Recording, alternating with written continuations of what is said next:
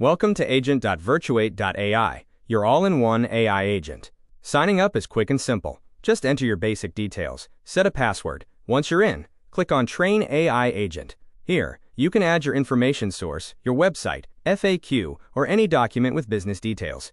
Once uploaded, you can start asking your AI agent questions, and can also connect our agent to your social media. In Advanced Settings, navigate to the Connect Webhook section. Here, you can configure your integration by adding parameters. Simply enter the parameter key, write in natural language what value to extract from user. Provide a clear webhook description so that the agent knows when to call the webhook, and set the destination URL where these parameters should be sent, ensuring it's the correct endpoint to receive and process your data.